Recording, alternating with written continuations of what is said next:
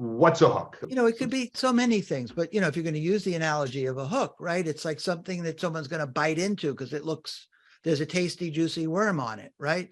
Either curiosity or, and just try to look at things and see what their marketing or copy hook is, right? P90X, their hook was, you have to work hard. You got to sweat. This is not for wimps, right? So their hook is kind of not for wimps. Other people have, different kinds of, you could have a hook for a promotion, right? Jim Rutz's hook for that famous health promotion was read this or die. So his hook was just that kind of apocalyptic arrogance, right?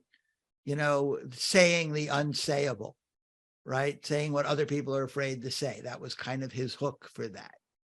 Hook can be, an easy way to get rich or do something, right? It's whatever gets your prospect. And it's different things in different contexts, right? John Carlton, when he goes about copy hooks, means that sort of little interesting story that he starts things off with, right? How this little 5-foot-tall midget defeated the gang of bikers, or, the famous one-legged golfer, right? That's probably his most famous hook. And that hooks you, that gets you into the story, gets you into the letter. Yeah, and there isn't just one kind of hook. It's something you just said I'm going to call out, because I've heard people say, a hook is this. No, it's not, it's that. They could both be right. Like there's the hook that gets you to start consuming. There's the hook that when it clearly has to come, the offer's about to be made, another hook can pull you into the offer. Like, all right, I got to keep reading this now. So I think the idea that there's only one hook it's just not true. But I think like what David said.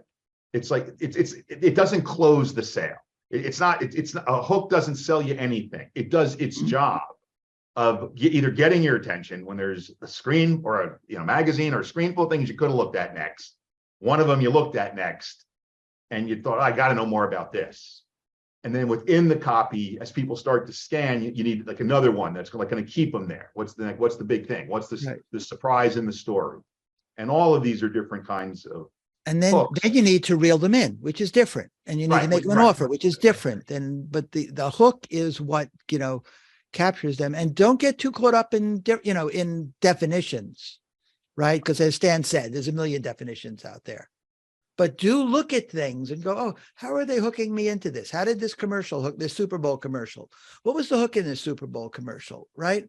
What was the hook in this sales letter, right? Hooks are all around you. Someone says, we should go to this restaurant because it's got, a great new menu or something. That's the hook, right? They hooked you in with that.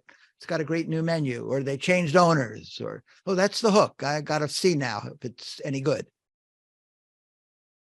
Right. Okay. So yeah, like I said, it's a piece. And the thing I see people, I was looking at something earlier a couple weeks ago, like they try to put so much, the hook and more and more and more. It's like, no, the hook can't be too big.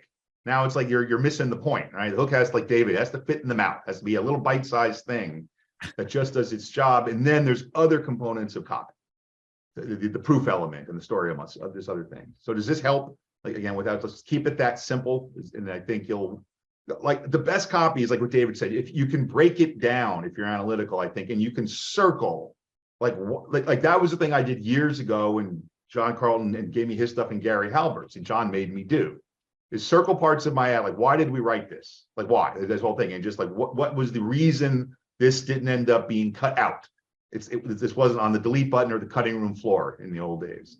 And that's how he was trying to train me to think. Like, everything is here for a reason. Every word survived. So why did this sentence survive? And that helped me think about, okay, nothing did all of it, right? The copy was long. No sentence solved all of it, but each piece did its part in the big picture. Yeah. Stan, there's a quote from Howard Gossage, who is a great little-known advertising guy. And I think it applies to what you said about going too far on the hook and it can't fit in the mouth. He said, when baiting a mouse trap with cheese, always leave room for the mouse.